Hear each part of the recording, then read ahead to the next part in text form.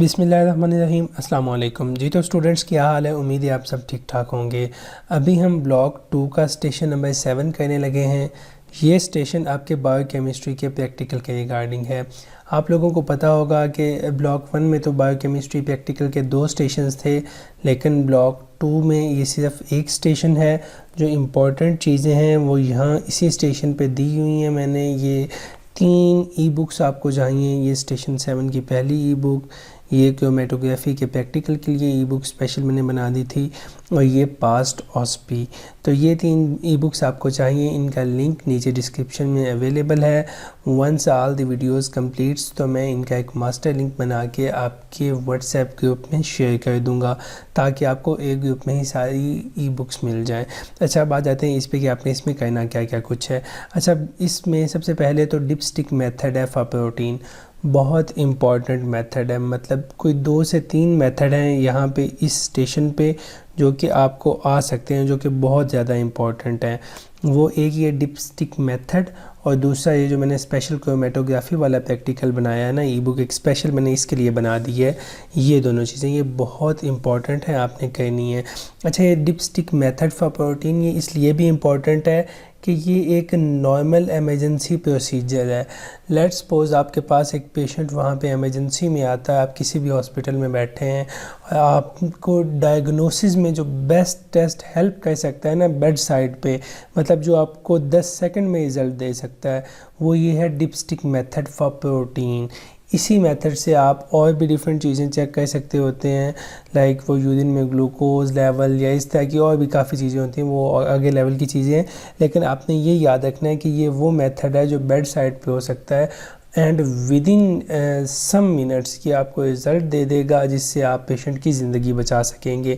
अच्छा, dipstick method for protein है सबसे पहले। ये इसका सारा प्रोसीजर मैंने बताया हुआ है, एंड साथ में उसकी जो डायग्राम्स हैं वो भी दी हुई हैं, ताकि आपको मसला ना हो। आपने सिंपली जो जिस सॉल्यूशन का आप चेक करना चाहते हैं, या जिस बॉडी फ्लूइड का आप चेक करना चाहते हैं कि इसमें प्रोटीन लेवल हैं या नहीं है, आपने वो लेना है एक टेस्ट ट्यूब में। उसमें इसको डिप करना है। डिप करने के बाद ये जो डब्बी सी होती है ना, जिसके अंदर ये स्ट्रिप्स होती हैं, उसी डब्बी के बाहर ये चीज़ें लगी हुई होती हैं, ये कलर्स लगे हुए होते हैं। आपने भी उस कलर से उसको मैच करके देख लेना है, और उस कलर के साथ ये जो ऊपर आपको थोड़ा थोड़ा लिखा नज़र आ रहा है, ये लिखा होता है कि अच्छा ये कितनी प्रोटीन्स हैं। जिस कलर के साथ मैच कर गया उसके ऊपर वाला आपने पढ़ लेना है।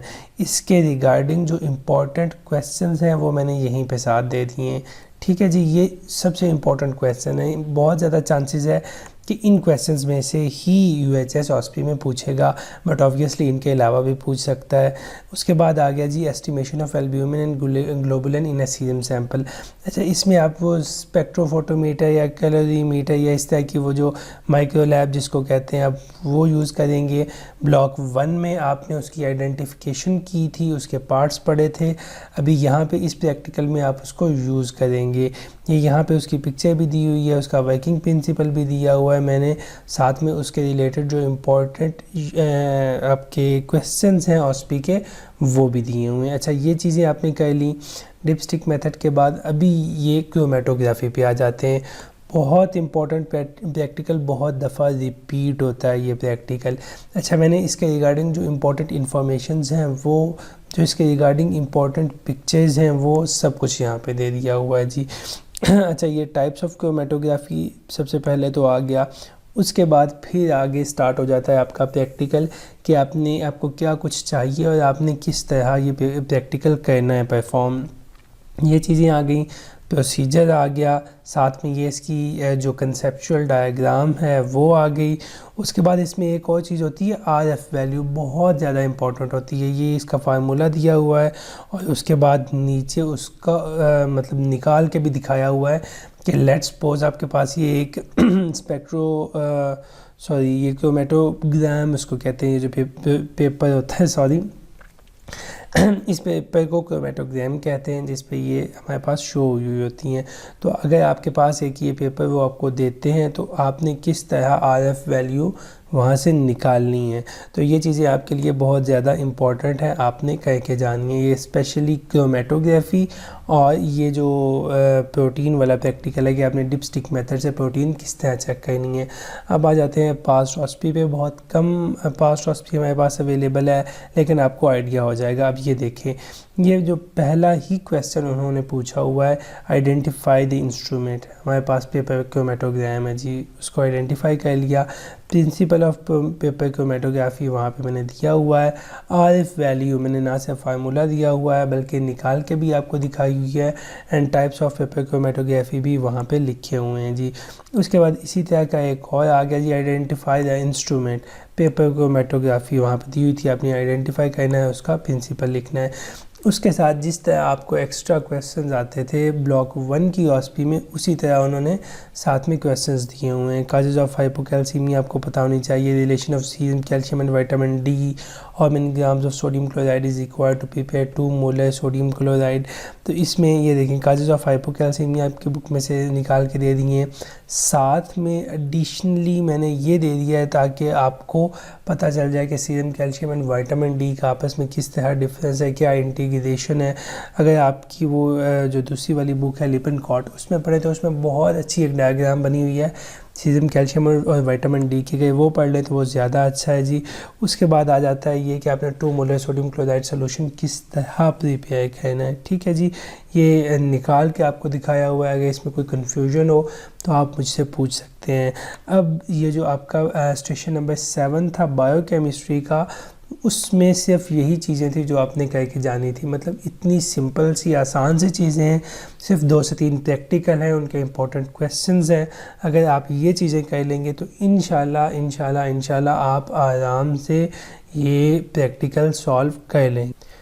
मैं जाते जाते आपको एक ओवरव्यू दे देता हूँ। सबसे पहले तो ये वाला डिपस्टिक मेथड वाला फॉर प्रोटीन, ये आपको आना चाहिए। ठीक है जी, आपको ये पता होना चाहिए कहते कि इसमें फ्रेश यूरिन सैंपल, मतलब आम तौर पे ये लिया जाता है, उसमें प्रोटीन चेक करते हैं। ठीक है जी, किस तरह आपने लेना है। अच्छा, एक इसमें बात और ज़्यादा इम्पॉर्टेंट है जो वो पूछ सकते हैं कि यूरिन का सैंपल आप कौन सा लेंगे। आपसे अगर एग्जामिनर पूछे कि यूरिन का आप कौन सा सैंपल लेंगे, तो आपने कहना है कि मिड स्ट्रीम सैंपल। मतलब जो यूरिन का पहला थोड़ा सा वो क्वांटिटी होगी, वो हम पेशेंट को कहेंगे कि आपने ये ज़ाया करनी है। उसके बाद जो मिड स्ट्रीम यूरिन है ना, उसमें से सैंपल वो लेगा और उस सैंपल में हम ये चीज़ें चेक करेंगे। ये एक इम्पॉर्टेंट चीज़ है जो आपसे वहाँ पे क्वेश्चन में पूछी जा सकती है। उसके अलावा आपको ये याद होनी चाहिए, अगर आपने अपने हॉस्पिटल की या कॉलेज की लेबॉर्ट्री में इस डब्बी को देखा हुआ है तो ऑब्वियसली आपको मुश्किल नहीं होगी इस प्रैक्टिकल को करने में। उसके बाद ये स्पेक्ट्रोफोटोमीटर या माइक्रो लैब वाला प्रैक्टिकल, ठीक है जी, ये आइडेंटिफाई करने को आ सकता है। जिस तरह मैंने यहाँ पे आपको दिखाया कि उन्होंने स्पेक्ट्रोफोटोमीटर क्रोमेटोग्राफी वाला आइडेंटिफाई करवाया हुआ है, तो इस तरह ये भी आइडेंटिफाई करने को आ सकता है, लेकिन बहुत कम चांसेस है। आपके ब्लॉक 1 में आपको पता होगा ये बहुत ज़्यादा रिपीट हुआ है। इसको माइक्रो लैब भी कहते हैं, इसको स्पेक्ट्रोफोटोमीटर भी कहते हैं। तो ये चीज़ आपने जहन में रखनी है। इसके इंपॉर्टेंट क्वेश्चंस आपने यहाँ पे देख लेने हैं, और स्पेसिफिकली ये एल्ब्यूमिन और ग्लोबुलिन के रिगार्डिंग जो क्वेश्चन है वो तो आपने देखने ही देखने हैं। क्रोमेटोग्राफी अगर आप लोग अपने पेपर से 1-2 दिन पहले अपने हॉस्पिटल जाते हैं तो वहाँ पे आप वो क्रोमेटोग्राफी वाला जो डब्बा सा होता है वो भी देख लेंगे, या अगर आपने पहले देखा हुआ है तो it is good for you. वहाँ पे आपको मुश्किल नहीं होगी इस चीज़ को आइडेंटिफाई करने में।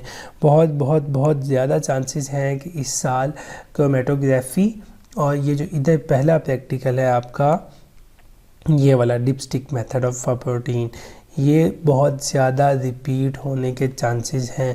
तो इसलिए इन दोनों को आपने घोट के पी लेना है। ये इंशाल्लाह आपके जो 8 नंबर हैं उनको पक्का करेंगे। अगर आपका कोई भी क्वेश्चन हो, आप नीचे कमेंट सेक्शन में, जिसे तबसे वाला सेक्शन भी कहते हैं, उसमें पूछ सकते हैं। इंस्टाग्राम पे मुझे डायरेक्टली मैसेज कर सकते हैं। नीचे लिंक्स अवेलेबल हैं डिस्क्रिप्शन में। हर वीडियो का इनकी डिस्क्रिप्शन लाजमी चेक किया करें, उसमें लिंक्स अवेलेबल होते हैं। बच्चे मुझे हमें ही मैसेज कर रहे होते हैं, सर लिंक नहीं है। तो आप जिन्होंने पूरी वीडियो देखी होती है उनको पता चल जाता है कि नीचे जो कमेंट सेक्शन है उसमें या जो डिस्क्रिप्शन है इसमें इन 2 चीज़ों में से एक में लिंक्स अवेलेबल होते हैं, वहाँ से आप चेक कर सकते हैं। बहुत जल्द हाज़िर होंगे अगली वीडियो के साथ, तब तक के लिए अल्लाह हाफिज़।